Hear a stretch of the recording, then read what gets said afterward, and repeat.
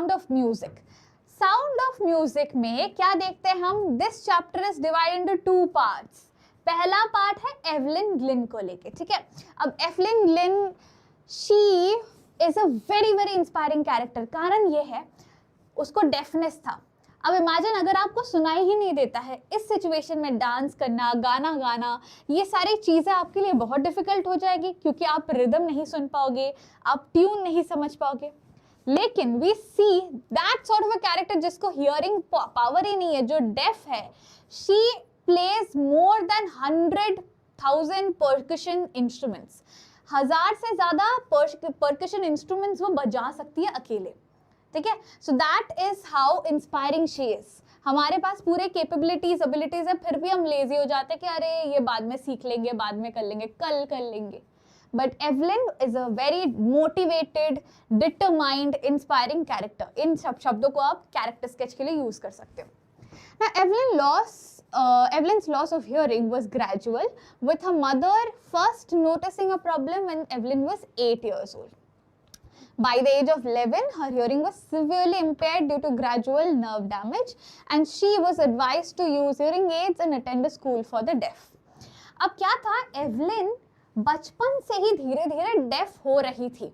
सबसे पहली बार जब वो 8 साल की थी तब उसके मम्मा ने एक बार रियलाइज किया था कि क्या ये डेफ हो रही है, but then she let go of it, ये सोच के कि अच्छा शायद ये अनमाइंडफुल थी इसलिए क्लियरली मेरा बात नहीं सुनी। But by the time she turn 11 years old, उसका हियरिंग कंप्लीटली जा चुका था। ये कैसे पता चला? स्कूल में एक बार ये टीचर कुछ कह रहे थे but she was not responding to it. That is when they realize कि इसको सुनाई ही नहीं देता है। अब इसके जो स्कूल के प्रिंसिपल थे, see how bad people can be, they simply stated this to her parents कि ये स्पेशल चाइल्ड है ना, इसको नॉर्मल स्कूल से हटा के डेफ के स्कूल में भेजो। जैसे ब्लाइंड्स का स्कूल होता है, बेली स्क्रिप्ट से पढ़ते हैं वो, तो वैसे ही प्रिंसिपल ने कहा इसको डेफ बहरों के स्कूल में भेजो, इसका यहाँ कोई काम नहीं है।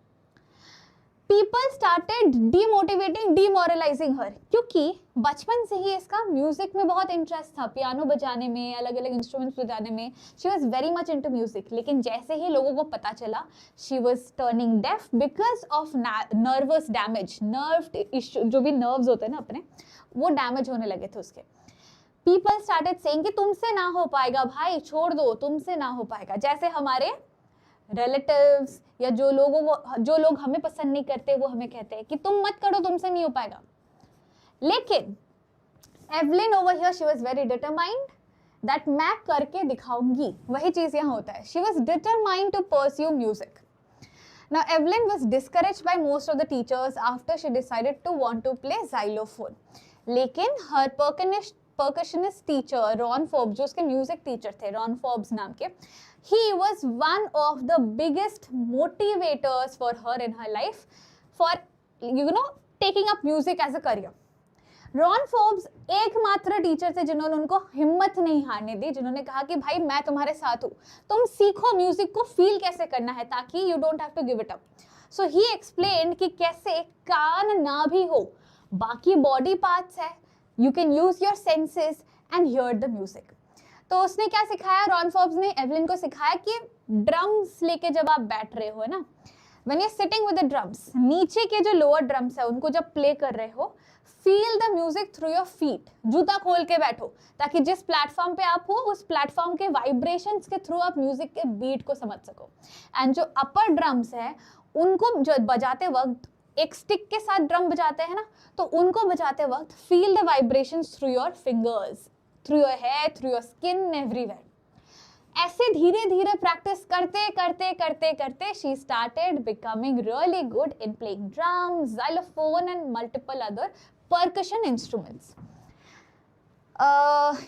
He spotted her potential and taught her to sense sound rather than listen through her ears. Evelyn soon realized she could feel different notes in various parts of her body. She auditioned for the Royal Academy of Music, scoring one of the highest marks in the history of the institute, and eventually moved from orchestral work to solo performances. और क्या कहा जा रहा है इनके life के बारे में? ऐसा ही सेड, वो धीरे धीरे म्यूजिक को सेंस करने लगी एंड अलग अलग इंस्ट्रूमेंट्स में एक्सपर्टीज गेन करने लगी। One of the best instruments that she would play would be drum set, ठीक है।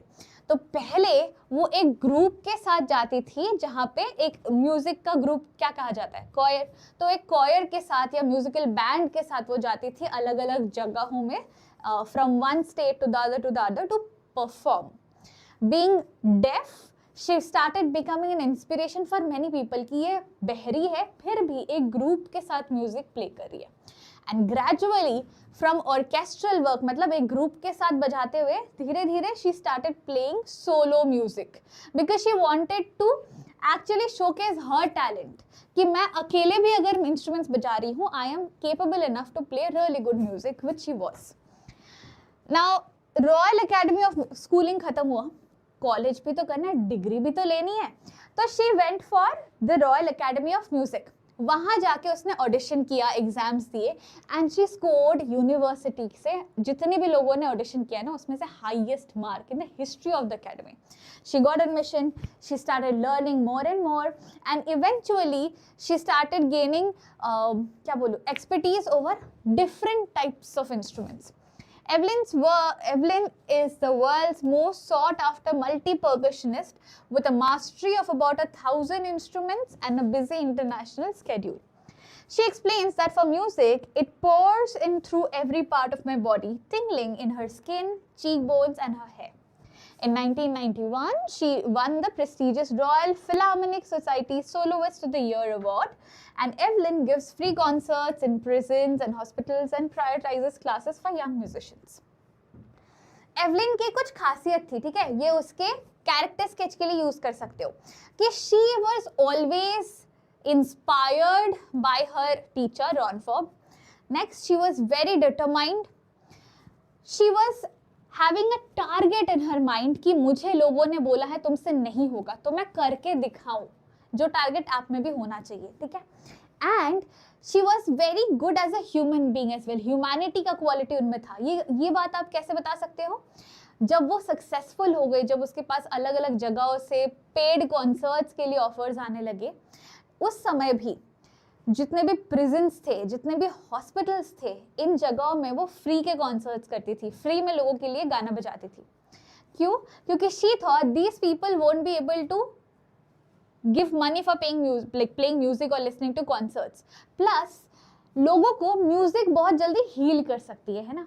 एक बात बताओ, जब आपका दिल, नहीं आप बहुत छोटे हो, आपका दिल थोड़ी टूटा होगा इस उम्र में, है ना, आप बताओगे थोड़ी लाइव पब्लिकली. तो जब आप सैड होते हो या जब आप बहुत हैप्पी होते हो, बहुत एक्साइटेड होते हो, या जब कोई मैच होता है, कोई स्पोर्ट टूर्नामेंट होता है, तो एकदम हाइप गाना चला लेते हो.